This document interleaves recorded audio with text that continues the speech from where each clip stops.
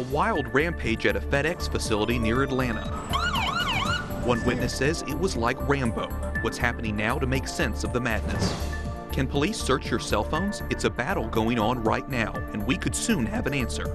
Banned for life. That's the punishment for an NBA owner after controversial comments. A full report straight ahead.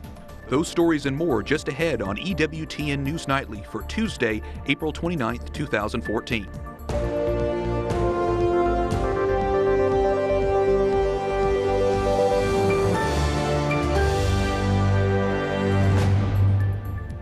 Good evening. Thank you for joining us. I'm Wyatt Spencer. Tonight we begin looking at news now as it is a big news day. We start with the early morning attack just outside of Atlanta. A FedEx package handler walked into work today. That's when police say he opened fire. Authorities tell us the gunman wounded 6 people, then killed himself. 3 are in critical condition, and doctors say 2 may not survive. People who work nearby say it's a frightening situation.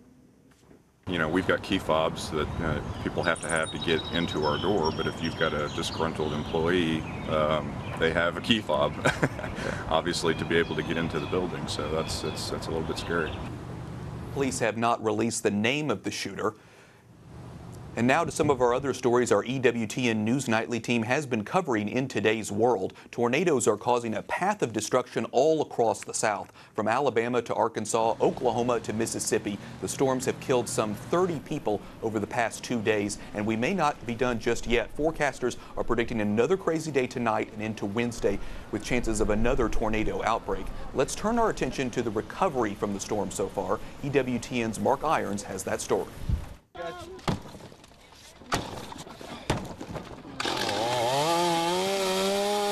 For Darius Brown and thousands across the Midwest and South, the cleanup is just beginning. Exactly at that time, all the lights shut off, and then we all huddled together by the staircase right there. And then the moment all of that happened, the tornado just ripped in, and we all looked up, and behind us, the hallway and everything was gone. Outside Little Rock, Arkansas, a half-mile wide tornado turned the sky black as funnel clouds tore through neighborhoods, as severe weather barreled through 3 states. I don't know if it's really sunk in yet or not. Really, it's a nightmare. It's just don't seem real. Shredded homes, sliced trees, and tractor trailers tossed aside. Evidence of nature's terrifying power. The lights were flickering and the TV was flickering, and we jumped in the bathtub. My parents called as soon as I got in the bathtub. I talked on the phone with them. This woman jumped into her tub with her children, but her parents told her to flee.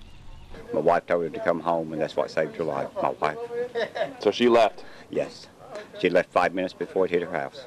I feel sorry for the people that lost their lives. I feel very sorry for my neighbors. That breaks my heart. Those houses completely gone to the ground. More than a dozen died in Arkansas alone. Authorities say the death toll may rise. I was so scared, and it happened so fast. Families counting blessings for what they've held on to while mourning lost neighbors. Mark Irons, EWTN News Nightly. And many Catholic organizations are lending a helping hand in the wake of this disaster. A bold move from the NBA commissioner. He is banning Los Angeles Clippers owner Donald Sterling for life, all because of these comments. Yeah, it bothers me a lot that you want to broadcast that you're associating with black people. You have to? You associate with black people. I'm not you and you're not me. You're supposed to be a delicate white or a delicate Latina girl. Because of the ruling, Sterling is not allowed to attend any league activities, participate in the Board of Governors, or go to games or practices. NBA Commissioner Adam Silver also plans to fine Sterling $2.5 million, and he won't be the Clippers owner for long. I will urge the Board of Governors to exercise its authority to force a sale of the team, and will do everything in my power to ensure that that happens. The announcement comes after an NBA investigation into the comments. That investigation found that it was his voice on the recording. Even before the NBA announcement, Sterling faced criticism from many, including statements by President Obama, Bobcats owner Michael Jordan, and Sacramento Mayor Kevin Johnson denouncing the comments. Mercedes-Benz, Red Bull, State Farm, and others said this week they will no longer sponsor the Clippers. And Monty Knight, a former coach at Virginia Commonwealth University and former college basketball player, joins us tonight. He has coached NBA athletes and run workshops with Michael Jordan, one of those outspoken critics of the Clippers owner. Now, Monty, first off, do you think that banning Sterling forever was the right move by the league? Well, I think sometimes there's a rush to judgment because I think his statements, when I looked at the whole situation, I looked at his age, his era. Sometimes we think he's being malicious, and really he may just be ignorant. And again, I go back to what the Lord said, Father, forgive him, for he know not what he does. He didn't know what he was doing or saying. And again, I think the judgment that's come actually not only judges him, but it judges the whole nation, because now we're dealing with the person's private thoughts. Sometimes we say the right things publicly, but our private thoughts are usually not exposed. So I think this is going to judge everyone also that's judging him. Obviously, you know, it's been said that the NBA is a business. Of course it is. Do owners view their players as just moneymakers? It's business. Case in point, if a player gets hurt, he can be great. If he can't perform, they're going to pick someone else up. It's all about dollars and cents. And I think that side of it has to be realized. Mm-hmm. Well, obviously, this is a sour start to the Clippers' first round of the playoffs for people actually following the basketball here. This is, unfortunately, is what's been making headlines. How likely do you think this affects players' ability to play the game? How much of a distraction is this? Well, I think the players want to win. They don't like being in a situation like that. It's actually helping the players really do an inward check and also recognize who they are, because they're more than just basketball players. Mm-hmm. They are people, and they have families and lives, and I think this is the whole point. And I think this whole situation is making the whole world evaluate. Yeah, and certainly, you know, government officials, athletes, many were quick to speak out against, you know, racism and the owner when that news broke. Do you think racist attitudes run deep into maybe that generation of folks, as you were talking before? Is it something that, you know, we're still obviously dealing with here in America? Well, I think it's something we're dealing with realistically. I think even when you look at the president, I think the president has experienced racism. The difference is how he handles it. I think he handles it in a way where he is an example of handling that around the world. So Mr. Sterling didn't handle it well. The president handles it well. It's just interesting. It makes us all evaluate. But yes, racism is alive, but I think our consciousness to see people as people is arising also. What would you do if you were the NBA commissioner in this situation? How would you handle it? I think love always looks to understand. I'd bring him in, and I think the discipline is great. But again, I think everyone has probably said something that if their private thoughts were put on worldwide TV, they would be removed from their positions also. So it's an interesting question, and again, it's helping us all realize that in the falling short, how do we help someone who may be sick, who may not understand, or who may just be ignorant? How do you lift them up and bring them back to a point of restoring them? Because a lot of times the object of correction is restoration, not destruction. So always looking to discipline, but at the end of the discipline, restoration. Very good. Well, it's a very Christian, very forgiving attitude. So Monty Knight, we really appreciate you coming on the program. Monty Knight, former player and, of course, coach. This evening, the nation's highest court has a new issue to ponder: exactly when police search a suspect's phone. The dispute is over the Fourth Amendment right against unreasonable search and seizure. Lawyers in two cases tried to get their clients' convictions involving a drug dealer and gang member overturned, all because the police got evidence by looking through their client's cell phone without a warrant. The law does allow officers to search suspects after an arrest, but the question is, does a cell phone search go too far? We think it crosses the line to use a smartphone as a portal to go into the person's most private and sensitive affairs. We expect a decision in the case by June. Now to the latest in the crisis overseas in Ukraine. You saw it right there. Pro-Russian rebels violently overtaking a government building in the eastern city of Luhansk. That's on top of the police stations and other government buildings insurgents have taken over at least 10 other towns. And negotiations are underway to secure release of 7 military observers. This evening, Russian militants are holding them hostage. The Organization for Security and Cooperation in Europe is taking the lead on the negotiations. This week, we remember the demise of a dictator. Benito Mussolini reigned over Italy in the wake of World War I. After his downfall, he tried to escape to Switzerland, but insurgents killed Mussolini and his girlfriend on April 28, 1945. We talked to the curator of the permanent exhibit at the National Holocaust Memorial about Mussolini's legacy. Mussolini's appointed in 1922 to be Prime Minister of Italy, and then within a few short years is able to destroy what's left of Italian democracy, create a one-party state. Meanwhile, the museum is in the midst of an even deeper time of reflection about the Holocaust. The special 2014 Days of Remembrance runs through May the 4th. Coming up, we'll take you to Rome, where the work of a young artist now on display shows the human side of 2 former popes.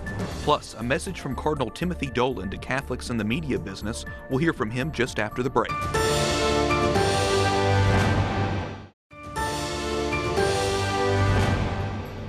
Welcome back to EWTN News Nightly. Pilgrims attending the canonization Mass this weekend are now making their way home, but our Rome correspondent Alan Holdren is still in the Eternal City to report the latest from the Vatican. Alan, what's happening right now? So, Wyatt, we've got the meeting of the Council of 8 Cardinals, the closest advisors of the Pope, going on right now in the second of 3 days of meetings, and they're speaking about the continued reform of the Church and a document called Pastor Bonus, which guides the governance of the Church from here in the Vatican. Now, while there hasn't been any information from within those meetings, which are closed door, we did catch up with the Vatican analyst John Thavis, who's covered this beat for the last 30 years, to ask him what it means when they talk about reform in the Vatican. John Paul II launched a Curia reform program, and it took him years and years and years, and in the end it was so watered down that people kind of looked at it and said, oh, is that it? And one reason that happened that way is because the people in on the reform program were the people in the Roman Curia. And I think Pope Francis rather astutely named this group of 8 cardinals, only one of whom lives in Rome. In other words, he wasn't turning to the usual suspects and saying, reform yourselves. So that's one big reason why it's going to go much faster. So we'll be keeping an eye out for an official statement from the press office on what they've been talking about these last few days. And in the meantime, we do know that the next meeting that they'll have will be 4 days long, and it'll take place in July. Back to you, Wyatt. Thanks, Alan. Also from Rome, Pope Francis recently met with the King and Queen of Spain. The couple was in attendance for the historic Canonization Sunday. The Pope joked around with the King, who was using a cane after a hip operation. The Queen was dressed in white, which is protocol for Catholic monarchs. They talked about the Church's mission in society, as well as how things are going in Spain. And at the Vatican Media Center, visitors can now see portraits of St. John Paul II and St. John the 23rd. They were created by Anna Gulick, a young Polish artist. 20 of her portraits are on display right now. She wants to show the human side of the 2 former popes. She says both men are still very relevant to modern-day society. Not only to the Christian people, but they send a message of hope, peace, the need of forgiveness and dialogue between different cultures, different religions. And also they underline the meaning of suffering. Gulick says the world can learn a lot from the way John Paul II and John the 23rd suffered. Her portraits are on display until May the 4th. The scaffolding where journalists worked during the canonization of the 2 popes is no more. Workers in the Vatican took it down today. The space was used by many of the more than 2,000 journalists the Vatican press offices accredited for the event. And speaking of journalists, Cardinal Timothy Dolan has some advice for Catholics in the media business. If we believe what Jesus said, the gates of hell shall not prevail against it. I'm with you all days. We have to be happy and confident, right? That's what it's all about. If we believe every day we receive His presence in Holy Communion, that He listens to us, that He answers our prayers, be not afraid. He made those remarks at a conference in Rome on communication in the church. It was full house, and EWTN News Nightly anchor Brian Patrick got to joke around with Cardinal Dolan himself. Up next, It's electric when the Orioles are playing well and it's an exciting game, and I've experienced that. But when the Holy Father, it was it elevated it to a whole new level. We take you to Baltimore to show you a new exhibit in honor of St. John Paul II's historic visit. Plus, a warning about a new way cyber attackers could eat away at your computer, the internet software you should think twice before using.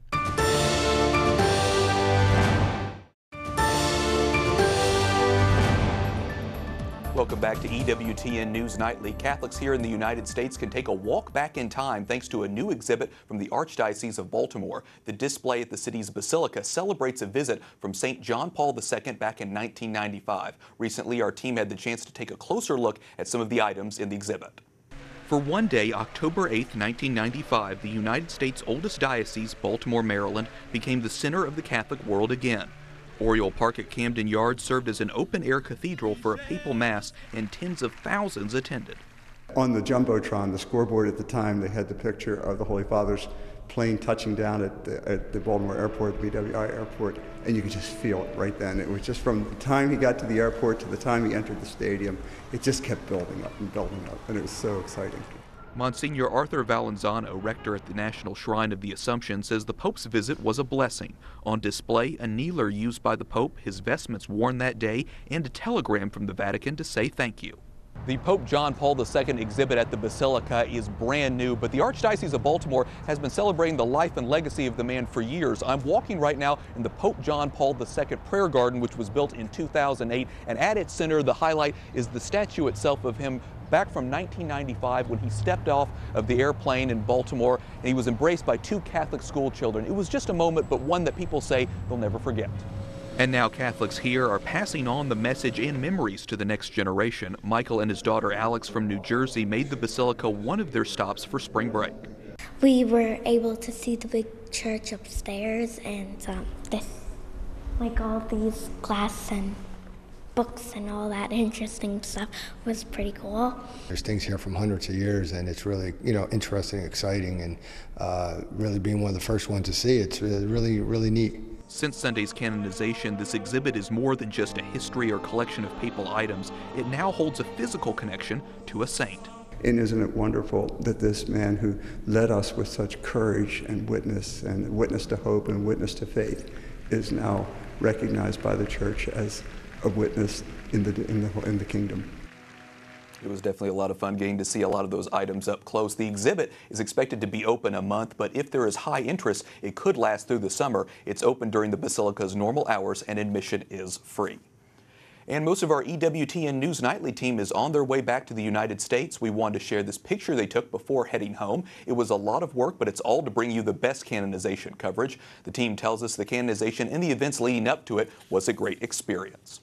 An alert this evening from the Department of Homeland Security. Officials are warning you to stay away from Microsoft Internet Explorer. They say there's a serious bug with the program, and it could leave your computer open to malware, creating new accounts or changes to your information on your computer. And the nominations for the Tony Awards are out. A Gentleman's Guide to Love and Murder got 10 nominations. Other musical with a lot of nominations, Hedwig, that play got 8 nominations. The award ceremony is June 8th. He brought a Scottish touch to American television, but Craig Ferguson plans to leave CBS The Late Late Show. His last show will be in December. This is just the latest in a shakeup of the late night host lineup. David Letterman is also leaving CBS, and Stephen Colbert is set to take Letterman's place next year. No word on what Ferguson plans to do next or who will replace him. And we thank you for watching tonight's newscast. Be sure to like us on Facebook and follow us on Twitter. Catch us again on EWTN's YouTube page. For all of us here at EWTN News Nightly, I'm Wyatt Spencer. Good night and God bless.